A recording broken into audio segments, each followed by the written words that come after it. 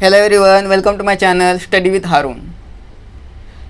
तर मुलांनो, कधी तुम्ही पाहिले असेल की जी लहान मुले असतात आणि त्यांना शाळेत जायचं नसतं तर ते काय करतात, वेगवेगळे नाटकं करतात, काहीतरी कारणं सांगतात है ना. जसं की माझं पोट दुखतं आहे, माझं डोकं दुखतं आहे. त्यांचं पोट आणि डोकं दुखत नसतं पण ते काय नाटकं करतात, वेगवेगळ्या प्रकारची कारणं सांगतात. अशाच प्रकारे आज जो आपण पाठ पाहणार आहोत त्यामध्ये एक मुलगा काय आहे, आजारी पडण्याचा प्रयोग करतो. म्हणजे तो आजारी पडण्याचा ढोंग करतो, नाटक करतो. कारण ते आजारी पडल्यावर जे जे फळं वगैरे चांगलं खायला त्याला जेवण वगैरे मिळणार असतं ते त्याला हवं असतं, म्हणून तो हे नाटक करतो. तर मुलांनो, आज आपण आजारी पडण्याचा प्रयोग हा पाठ पाहणार आहोत. पाठ 7वा, आजारी पडण्याचा प्रयोग.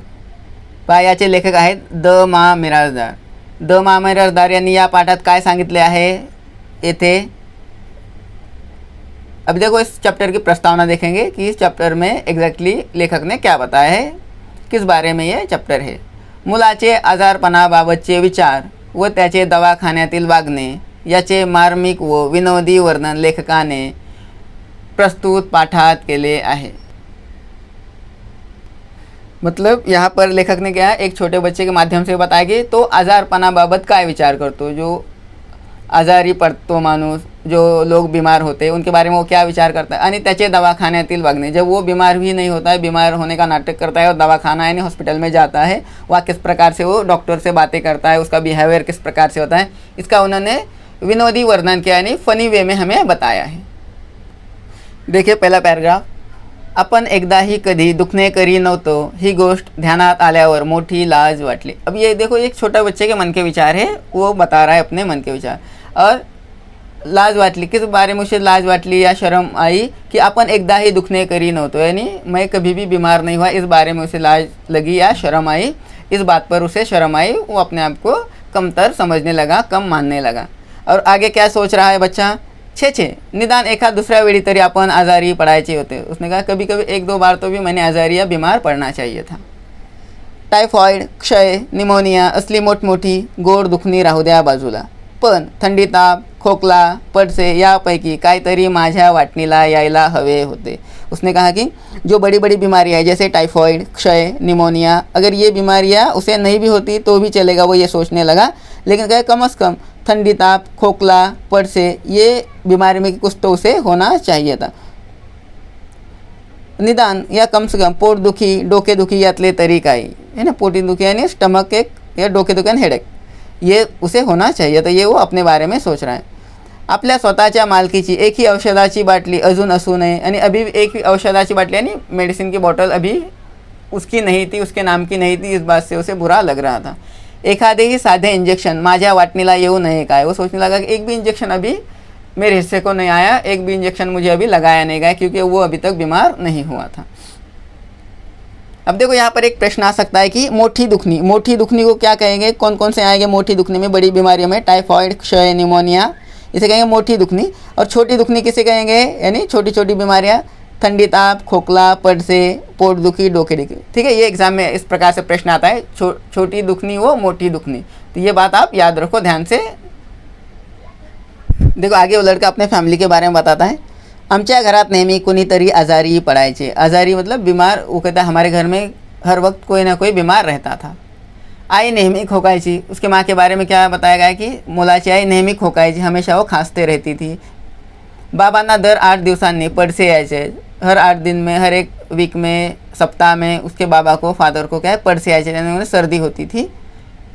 दादा कॉलेजात जात असला तरी त्याचे अंग नेहमी दुखायचे. दादा यानी बड़ा भाई, तो वो कॉलेज में जाता था फिर भी अंग नेहमी दुखायचे, हमेशा उसका शरीर को दर्द होता था, बदन दर्द होता था.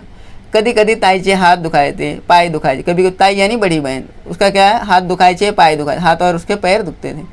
तीही गादी टाकून झोपायची. तो उसकी ताई हाथ और पैर दुखने की वजह से गादी टाकून झोपायची, गादी पर वो सो जाती थी. सगळ्यांची औषधे मोठी छान असायची और सबकी औषधे मेडिसिन बीमार होने की वजह से अलग अलग प्रकार की थी. यहाँ पर एक बात में आपको खास ध्यान देना है, वो ये है कि एक प्रश्न आ सकता है कि मुलाच्या कुटुंबात कोणाचे काय काय दुखत होते, कोणाला काय काय अडचणी होत्या है ना, उनको मतलब क्या क्या उनको परेशानी थी. तो देखो यहाँ पे जैसा है, आई खोकायची, बाबा 8 दिवसांनी पडसे यायचे, दादा अंग दुखायचे, ताई हाथ दुखायचे, पाय दुखायचे। इस प्रकार से उत्तर आ सकता है। तो देखो ये सब के अलग अलग प्रकार के दुख नहीं थी, आज़ार था इनका, बीमारियां थी, लेकिन इनके औषध क्या थी, किस प्रकार से थे, क्या क्या औषध थे, देखो उसने बताया। संतरी, अब देखो मेडिसिन थी, संतरी, मोसंबी, सफरचंद, खडी साखर, बेदाना, पेड़े, गोड औषध यांचा मारा सारखा चाललेला असा। ये जो भी लोग बीमार होते थे अलग अलग प्रकार से, इन्हें औषध के रूप में, मेडिसिन के रूप में क्या खाने को मिलता था, संतरी, मोसंबी, सफरचंद, खडी साखर, बेदाना, पेड़े, गोड औषध, इस प्रकार से खाने उन्हें मिलता था। 4 दिवस आजारी पडून अशक्तपणा आला म्हणजे शिरा ही रोज व्हायचा। और कभी ज़्यादा वो बीमार पड़े, 4 दिन के लिए बीमार पड़े, अशक्तपणा आले यानी अगर वीकनेस उनमें आ जाती है तो शिरा ही रोज होता है। एक विशिष्ट प्रकार का ये शिरा यानी महाराष्ट्रीयन डिश है, वो भी उन्हें खाने के लिए दी जाती थी। हा सगळा प्रकार पाहून आपण आजारी नाही या गोष्टीचे मला अत्यंत दुःख होऊ लागले। और बच्चों को क्यों दुःख होता था कि वो आजारी नहीं, वो बीमार नहीं हुआ है, क्योंकि अगर वो बीमार नहीं होता था इसलिए उसको ये अलग अलग प्रकार के जो मेडिसिन है यहाँ बताया गया, संतरी, मौसम्बी, सफरचंद या शीरा, ये उसे खाने के लिए नहीं दिया जाता था, उसे ये खाने नहीं मिलता था, इसलिए उसे लगता था कि वो भी बीमार हो जाए। और जब वो बीमार नहीं होता था तो उसे बड़ा ही दुख होता था। जे पदार्थ ही सगळी मंडळी आजारी म्हणून खात असत ते औषध या नावाखाली मोडत असत। और जो भी पदार्थ ये लोग डिशेस खाते थे उन्हें क्या है, पदार्थ या डिशेस नहीं कहा जाता था, तो औषध कहा जाता था, मेडिसिन कहा जाता था। त्यामुळे त्यांना हाथ लावायची मला सख्त मनाई असे। इसलिए इस लड़के को, छोटे से बच्चे को क्या है, ये सब खाने के लिए मना किया गया था, क्योंकि वो बीमार नहीं था। ही औषधे आपण ही बरोबरीने घ्यावीत आणि त्यांच्या दुखात सहभागी व्हावे असे मला फार वाटू लगे। बच्चे को भी लगता था कि ये जो औषध खाते इनमें मैं भी हिस्सा ले लूँ और उनके दुख में मैं पार्टिसिपेट करूँ, शामिल हो जाऊँ। या विचाराने मला काही सुचेना। अब उसको सोच में पड़ गया कि क्या करे कि ताकि जो वो मेडिसिन खाते हैं वो उसे भी मिले। घरातल्या माणसांचा मला मोठा राग येऊ लागला। घर के जो बड़े लोग थे उनका बड़ा गुस्सा आने लगा। त्यांचा स्वार्थीपणा पाहून मी अगदी चिडून गेले। स्वार्थीपणा यानी जो वो सेल्फिश थे, ये बच्चा उन्हें सेल्फिश मानता था, क्योंकि वो जो भी औषध खाते थे, जो भी पदार्थ खाते थे, वो इस बच्चे को नहीं दिया जाता था, क्योंकि वो बीमार नहीं है इस वजह से। तो वो उन पर चिडून गेलो यानी वो उन पर गुस्सा करता था। ती मंडळी स्वतःच इतक्या वेळा आजारी पडत होती की माझ्या वाटणीला कोणतेच आजारपण येत नव्हते। यानी ये मंडळी मतलब उसके फैमिली मेम्बर्स इतने बार बार बीमार होते थे कि इस बच्चे का नंबर, बीमार होने का नंबर आता नहीं था। ते काही नाही, आपण आजारी पडून डॉक्टरांकडून औषध आणायचे असे शेवटी मी ठरवून टाकले। फिर उसने एक बात डिसाइड की कहा कि मैं आजारी पडून यानी उसने कहा कि वो बीमार हो जाएगा और क्या करेगा, डॉक्टरांकडून औषध आणायचे और डॉक्टर से जाके औषध या मेडिसिन किसी भी हाल में वो लेकर आएगा, असे शेवटी मी ठरवून टाकले। ये उसने डिसाइड किया।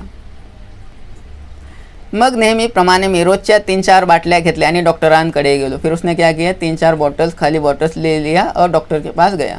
चड्डीच्या खिशात मी स्वतःची बाटली निराड़ी जपून ठेवली होती। चड्डीच्या खिशात जो भी उसने पैंट पहना था, हाफ पैंट पहना था, उसमें उसने खुद की एक बॉटल लेकर गया, जेब में रखकर वो डॉक्टर के पास दवाखाने में, हॉस्पिटल में गया। दवाखान्यात खूप गर्दी होती। जब दवाखाने में वहाँ पर बहुत गर्दी थी, रश था, खूप माणसे असली म्हणजे मला फार बरे वाटे, कारण त्यामुळे बराच वेळ दवाखान्यात बसता है। यहाँ पर वो कहता है कि बहुत ज़्यादा गर्दी हो, बहुत सारे लोग हो, तो वहाँ पर उसे आनंद होता था, अच्छा लगता था। क्यों अच्छा लगता था, क्योंकि उसे उतना ही ज़्यादा वक्त वहाँ पे वेट करना पड़ेगा, दवाखाने में बैठने को मिलेगा। शिवाय बसलेल्या माणसांच्या चेहऱ्यांकडे बघता येते। और एक फ़ायदा बच्चा ये बताता है हॉस्पिटल में ज़्यादा वक्त बैठने का कि माणसांच्या चेहऱ्याकडे बघता येते, यानी अलग अलग प्रकार के व्यक्ति आते हैं, लोग आते हैं, उनके चेहरे को वो देखना उसे अच्छा लगता था। काय छान दिसतात एक एक लोग, उसने कहा कि अनेक प्रकार के लोग होते हो, काय छान दिसतात, कितने अच्छे लगते हैं। हळूच मी खुर्चीवर बसलो आणि लोकांकडे टकामका बघू लागलो। वो चेयर पर बैठा, खुर्ची पर बैठा आणि लोकांकडे टकामका बघू लागलो, यानी सब तरफ वो एक साथ देखने लगा, इधर उधर देखने लगा। काही लोग कनहत होते, कुछ लोग क्या करते, कनहत होते यानी कराह रहे थे। कोणी इंजेक्शन घेऊन बसले होते, तो कुछ लोग इंजेक्शन लेकर, डॉक्टर से इंजेक्शन लेकर बाहर आकर बेंच पर बैठे हुए थे। आपल्या दंडावरल्या पिवळ्या डागाकडे मोठ्या फुशारकीने पाहत होते। इंजेक्शन देने के बाद, जैसे दंड में मतलब हाथ में जब इंजेक्शन दिया जाता है, शोल्डर में इंजेक्शन दिया जाता है, तो वह जो येलो दाग या दिखाई देता है, तो लेखक को लगा, उस बच्चे को लगा कि जिन लोगों ने इंजेक्शन लिया है वो मोठ्या फुशारकीने पाहत होते अपल्या पिवळ्या डागाकडे, यानी उस दाग की तरफ वो बड़े ही गर्व से देख रहे थे। त्यांच्याकडे पाहून मला त्यांचा फार हेवा वाटू लागला आणि लेखक थोड़ा जेलस फील करने लगा वो छोटा सा बच्चा कि इनके पास क्या है, इंजेक्शन दिया गया है, येलो कलर का दाग आया है इनके शोल्डर पर और मेरे पास ऐसा कुछ नहीं है, इसलिए उनका वो हेवा वाटू लागला आणि थोड़ा सा जेलस फील करने लगा उनके बारे में। हळूहळू पुष्कळ लोग निघून गेले, धीरे धीरे सब लोग वहाँ से डॉक्टर से दवाइयाँ औषध लेकर निकल गए। मग मी हळूच माझी छोटी बाटली डॉक्टरांच्या टेबलावर सरकवली और जो चड्डी के जेब में उसने जो छोटी सी बॉटल लाया था उसने क्या किया, जब उसका नंबर आया तो डॉक्टरांच्या टेबलावर ती बाटली सरकवली, छोटी सी बॉटल डॉक्टर के टेबल पर रख दिया आणि म्हणालो, डॉक्टर मला बरं वाटत नाही हो, मला औषध हवं आहे। बच्चे ने डॉक्टर से क्या कहा, डॉक्टर मला बरं वाटत नाही, मुझे अच्छा नहीं लग रहा, मेरी तबीयत ठीक नाही, मला ही औषध हवं आहे, मुझे भी औषध या मेडिसिन दे दो। असं मग ये इकडं बघू तपासू, डॉक्टर ने उसे बुलाया और कहा कि बघू तपासू, यानी मैं तुझे चेक करूँगा तपासूंगा। असे म्हणत डॉक्टरांनी मला खाटेवर झोपायला सांगितले। ऐसा कहकर उसने खाटेवर यानी जो वहाँ पे पलंग होता है, खाट होती है, उस पर सोने के लिए कहा। त्या गुलगुलीत खाटेवर झोपताना अशी काही मजा वाटली म्हणता, जो गुलगुलीत यानी जो सॉफ्ट बिछाना था या पलंग था उस पर उसे बहुत ही मज़ा आया, उसने एंजॉय किया सोते हुए। वहाँ पर वो सोया, बड़े खुशी से वो सोने लगा। इतक्या वेळा आपण दवाखान्यात आलो पण या खाटेवर पडायचे सुख कधीसुद्धा आपल्या वाटेला आले नव्हते। वो उस खाट पर सोए हुए सोच रहा था कि इतने बार मैं दवाखाने में आया, किसी और के साथ आया, लेकिन मेरे नसीब में नहीं था कि इस खाट पर, इस पलंग पर मैं सो जाऊँ, आज वो सौभाग्य मुझे प्राप्त हुआ, ये मन में वो लड़का सोच रहा था। आता डॉक्टर ती छान नळी आपल्या छातीवर, पोटावर लावतील, तपासतील। अब वो मन ही मन सोचने लगा कि ती छान नळी जो स्टेथोस्कोप होता है डॉक्टर का मरीज़ को चेक करने के लिए, वो सोचने लगा कि वो क्या करेंगे, अब मुझे चेक करेंगे, पेट पर वो स्टेथोस्कोप लगाएंगे, कदाचित इंजेक्शन सुद्धा देतील। उसने कहा हो सकता है इंजेक्शन भी मुझे देंगे। नाही कुणी म्हणावे मग कसले तरी औषध बाटलीत भरून देतील। आहा, मतलब जो भी मेडिसिन या प्रिस्क्रिप्शन डॉक्टर देंगे ये सोचकर बच्चा आनंदित होने लगा था, खुश होने लगा था। आपल्याला ये स्वतंत्र बाटली मिळायची तर एकूण, उसने कहा कि मेरी भी एक अलग से औषध की बॉटल मुझे मिलेंगी। दादाची आणि ताईचीच ऐट नको काही एवढी। उसने कहा दादा और ताई जो ऐट से बड़े ही होशियारी से जो औषध की बॉटल से, मेडिसिन के बॉटल से रखते हैं, तो उनके ही पास नहीं, मेरे भी पास बॉटल सब औषध की होगी। आनंदाने मी खाटेवर लोळत होतो, यानी खाट पर, वो पलंग पर खुशी से वो वहाँ पर लेटा था, सोया था। एवढ्यात डॉक्टर खोलीत आले, इतने में डॉक्टर रूम में आए, त्यांनी मला तपासले, उन्होंने उस बच्चे को तपासा, चेक किया, इकडे तिकडे पालथे वळायला सांगितले, इधर उधर होने के लिए कहा, पालथा सोने के लिए कहा, गळ्यातली नळी छातीवर लावली, जीभ बघितली, फिर उन्होंने टंग यानी जीभ, जबान उसकी देखी, तेव्हा तर मला अगदी धन्य धन्य वाटू लगा। धन्य धन्य मतलब उसे लगा कि जिस पर्पज़ को लेके वो हॉस्पिटल में आया था वो हेतु उसका सफल हुआ। त्यांनी जेव्हा पोटावर एकदम टिचकी मारली तेव्हा तर मला खूप हसायलाच आले। जब उन्होंने ऐसी टिचकी मारी उस बच्चे के पेट पर तो उसे हसायलाच आले आणि वो मन ही मन में वो हंसा, मुस्कुराया। मग मी डॉक्टरांना सांगितले, फिर उस बच्चे ने डॉक्टर से कहा, डॉक्टर इंजेक्शन द्या बरं का। उसने कहा डॉक्टर मुझे इंजेक्शन दे दो। ताईला आणि दादाला खूप झालीत आतापर्यंत, ताई यानी बड़ी बहन, दादा यानी बड़ा भाई। तो उसने कहा कि मेरे ताई और दादा को आपने बहुत सारे इंजेक्शन्स अब तक दिए, आता मला पाहिजे निदान एक तरी एक। उसने कहा अभी मुझे इंजेक्शन चाहिए और कम से कम एक तो इंजेक्शन मुझे दे ही दो। डॉक्टर म्हणाले हो का। डॉक्टर ने कहा अच्छा ऐसे। मग क्षणात मनात एक धाडसी विचार चमकून गेला। अगदी खाजगी आवाज़ात मी डॉक्टरांना विचारले और फिर उसने धीमे आवाज़ में डॉक्टर से और एक बात पूछी हिम्मत करके। क्या कहा, देखो तुम्हाला ऑपरेशन करता येतं का हो डॉक्टर, मतलब डॉक्टर आप ऑपरेशन कर सकते हैं क्या, ऑपरेशन करने आपको आता है क्या। डॉक्टर माझ्याकडे एकदम बघायला लगा। अचानक से डॉक्टर उस बच्चे की ओर देखने लगे, थोड़े थांबून म्हणाले, का रे बाबा। कहा कि का रे बाबा आपको ऑपरेशन क्यों करना है। नाही करायचं असेल तर ते सुद्धा करा, मी काही घाबरत नाही। उन्होंने कहा कि अगर आपको ऑपरेशन करना है तो कीजिए, मैं ऑपरेशन कराने से घबराता नहीं हूँ। डॉक्टर पाहतच राहिले। डॉक्टर एकटक उसकी ओर देखते रहे। मला वाटले ते बहुतेक माझ्या सूचनेवर विचार करत असावे। जब डॉक्टर सोच में पड़ गए तो उस बच्चे को लगा कि हो सकता है ये मैंने जो कहा कि मेरा ऑपरेशन कर उसके बारे में ये सोच रहे हैं। होय म्हणाले तर फारच चांगले झाले। वो मनी में सोचने, अगर होय या यस में उन्होंने जवाब दिया कि हम तेरा ऑपरेशन करेंगे तो वो सोचने लगा कि बहुत ही अच्छा होगा।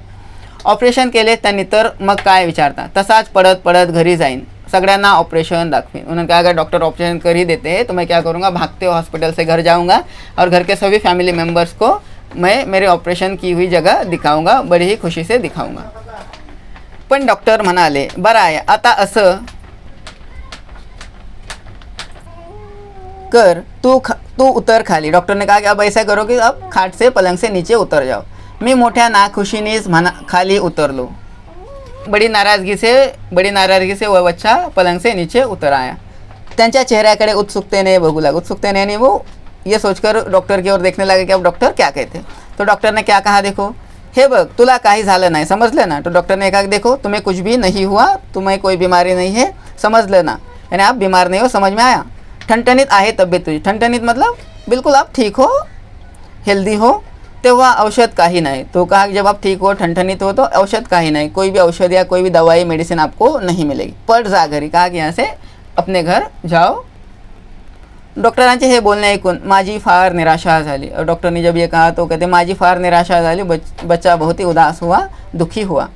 क्यों उदास हुआ होगा कि जो वो सोच कर आया था कि अलग प्रकार की दवाइयाँ मिलेगी, उसे इंजेक्शन मिलेगा, वो सब उसे नहीं मिला. मी रडकुंडीला येऊन म्हणालो. रडकुंडीला यानी वो रोने को आए, उनका गला भराया, बच्चे का गला भराया और वो कहने लगा डॉक्टर से, असं काय हो, द्या ना मला एखादा औषध. उसने कहा डॉक्टर साहब ऐसा क्या करते हो, कोई ना कोई कम से कम एक तो औषध, एक तो मेडिसिन मुझे दे दो. तो इस प्रकार से यहाँ पे क्या है, लेखक ने फनी वे में बताया किस प्रकार से बच्चों को दुखना या जब भी वो बीमार होते हैं तो किस प्रकार से उन्हें लगता है कि वो बीमार नहीं होते तो भी उन्हें लगता है कि वो बीमार हो. क्यों ऐसा लगता है, क्योंकि हॉस्पिटल में जाने का मौका मिलेगा, डॉक्टरों ने इंजेक्शन देंगे, घर वाले अच्छा खाने के लिए देंगे, है ना, फ्रूट्स देंगे. तो इस वजह से उन्हें लगता है कि वो बार बार बीमार हो जाए.